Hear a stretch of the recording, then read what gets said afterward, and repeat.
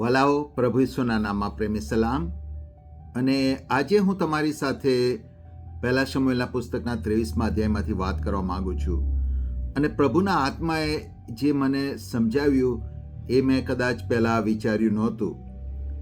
ત્યાં તમે પહેલા શમૂએલના 23મા અધ્યાયની અંદર તમને જોવા મળે છે કે જ્યારે દાઉદ રાજા હજુ રાજા બન્યો નથી. દાઉદ હજુ ઇઝરાયલમાં શાઉલ જ રાજા છે. દાઉદ શાઉલથી ભટકતો ફરે છે કે શાઉલ એને મારી નાખવાની કોશિશ કરતો હોય છે. અને એ દરમિયાન દાઉદને ખબર પડે છે કે કૈલાના લોકોની ઉપર ફલિસ્તીઓએ હુમલો કર્યો છે અને એ લોકોનું બધું લૂંટી લીધું છે.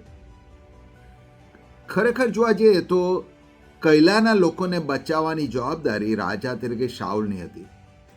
પણ દાઉદ એક વસ્તુ નહોતો ભૂલ્યો કે એનો અભિષેક રાજા તરીકે કરવામાં આવેલો છે.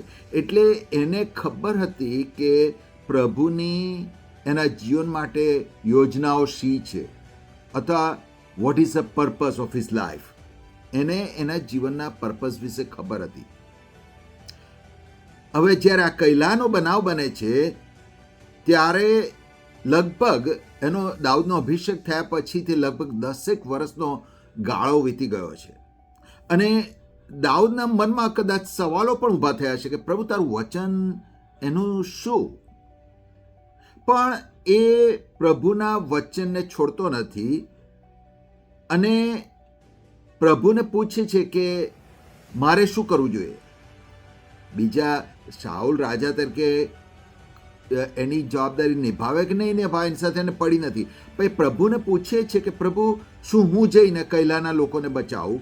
અને પ્રભુ કહે છે જા. અને દાઉદ જઈને કૈલાના લોકોને બચાવે છે, ફલિસ્તીઓના હાથમાંથી છોડાવે છે. પણ ત્યાર પછી કંઈક અદ્ભુત બને છે. કૈલાના લોકો એ દગો કરે છે અને એ લોકો પ્લાન કરવાના હોય છે કે દાઉદને શાઉલના હાથમાં સોંપી દેવાનું. હવે જો દાઉદને શાઉલના હાથમાં સોંપવામાં આવે તો શાઉલ એને 100% મારી નાખવાનો હતો. અને તે સમયે જો હું ને તમે દાઉદની જગ્યાએ હોઈએ તો મને ને તમને એવા દગાખોર લોકો માટે ગુસ્સો ચડે. મને ને તમને એવું થાય કે એ લોકો ફલિસ્તીઓના ગુલામી થવાને માટે લાયક જ છે. અથવા તો હું ને તમે પ્રભુને જઈને એવું કહીએ કે પ્રભુ તમે જુઓ છો મેં કેવું સારું કામ કર્યું છે અને કૈલાના લોકો મને દગો દેવાના છે, તમે એ લોકોનું હૃદય બદલો. હવે જો પ્રભુએ ધાર્યું હોત તો કૈલાના લોકોનું હૃદય પ્રભુએ બદલ્યું હોત. કૈલાના લોકોનું હૃદય બદલ્યું હોત અને જ્યારે દાઉદે એમને છોડાવે અને એમનું બધું પાછું મેળવી આપ્યું ત્યારે કૈલાના લોકોએ બની શકે તો દાઉદને રાજા પણ બનાવી દીધો હોત.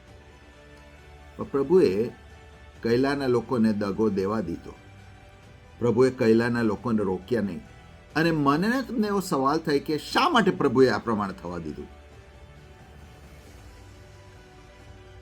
બે વસ્તુ છે. એક તો પ્રભુ દાઉદનું કેરેક્ટર બિલ્ડ કરી રહ્યા હતા. અને બીજી બાબત, જો કૈલાના લોકોએ દાઉદને રાજા બનાવી દીધો હોત તો દાઉદ યહૂદાના કુળનો એક ખાલી શહેરનો રાજા બની શક્યો હોત. પણ પ્રભુની યોજના મોટી હતી કે દાઉદને આખા ઇસ્રાયેલના 12 કુળોના રાજા બનાવવો છે.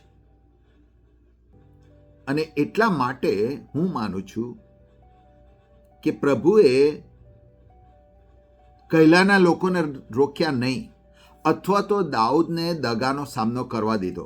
કારણ કે તમે ત્યાર પછી જુઓ છો કૈલાનો બનાવ બન્યા પછી થોડા વર્ષો પછી દાઉદ એ રાજા તરીકે સ્થાપિત થાય છે. પ્રભુ દાઉદને ખાલી એક શહેરના રાજા બનાવવા નહોતા માંગતા, પ્રભુ આખા ઇસ્રાયેલના રાજા બનાવવા માંગતા હતા. મને નથી ખબર તમારા જીવનમાં શું બન્યું છે. તમે પણ દગાનો, બિટ્રેયલનો અનુભવ કર્યો હશે તમારા જીવનમાં. અને તમને પણ થયું છે કે પ્રભુ તારા વચનો ક્યાં છે? તે મને જે વચનો આપ્યા તો હું તારી પાછળ ચાલું છું, આટલા વર્ષો વીતી ગયા અને હવે મારે હવે દાગાનો પણ સામનો કરવો પડે છે. પણ જ્યારે તમે કૈલાની સ્ટોરી વાંચો તો એમાં આશા છે કે પ્રભુ મને ને તમને, હું ને તમે ધારીએ એ કરતાં વધારે મોટો આશીર્વાદ આપવા માંગે છે. આશા રાખું છું પ્રભુએ આજે તમને આશીર્વાદ આપ્યો છે. Thank you.